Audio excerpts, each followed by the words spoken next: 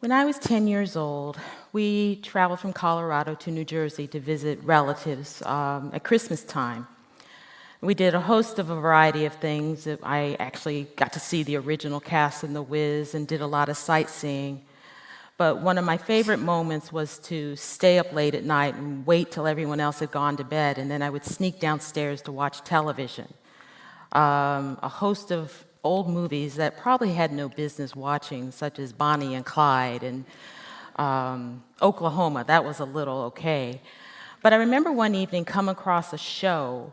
It was an old movie, and it must have been White Christmas or Holiday Inn of that type, but it was a musical.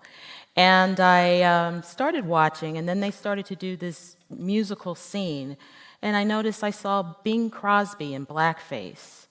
And I was confused. I couldn't quite understand what the blackface had to do with the singing and dancing. That was my introduction to blackface minstrelsy. Blackface minstrelsy originated in New York, and not the South, as a lot of people would think, in the 1830s. It was an incident where white actors would blacken their faces with burnt cork, paint on bright red lips, exaggerate the whites of their eyes, and put on a tightly coiled wig to create caricatures of African Americans on the American stage. The typical minstrel show was a parody of black culture, song and dance and speech, interspersed with stump speeches, jokes, musical interludes, and theatrical skits. The cast included a roster of recurring characters. The interlocutor acted as the MC. You had Mr. Tambo and Mr. Bones as the in-men. Then you also had characters like the clownish slave Jim Crow, which was also the name of the Jim Crow laws that we knew in the American South, or the maternal mammy, a hypersexualized wench, an arrogant dandy Zip Coon, and the lazy childish Sambo. The caricatures were often brutal, but not to the white audiences who laughed at the antics of the illiterate slaves as they sat secure in their own superiority. The image of the dancing, simple-minded buffoons captured the public's imagination and spread across the country like wildfire. Blackface minstrelsy grew to be the most popular form of American entertainment in the 19th century. Abraham Lincoln and Mark Twain spoke highly of the American minstrel show, applauding the characterizations and the source of its humor. But just as it entertained, it also dehumanized the subjects of its ridicule, leaving the abolitionist Frederick Douglass to describe blackface minstrels as, quote, the filthy scum of white society who have stolen from us a complexion denied them by nature. Ironically, after the Civil War, African Americans forged their own careers on the professional stage. The route to success often meant appropriating the mask that was used to mock them.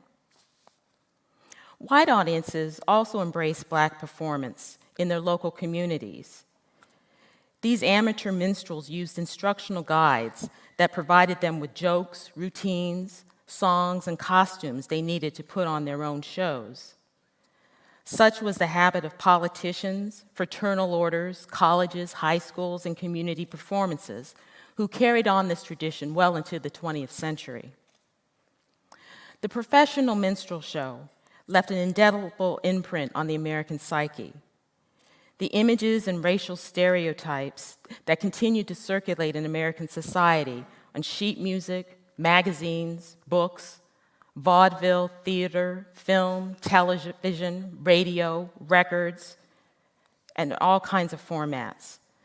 These stereotypes were a powerful reinforcement of the ideas of white supremacy and Black inferiority.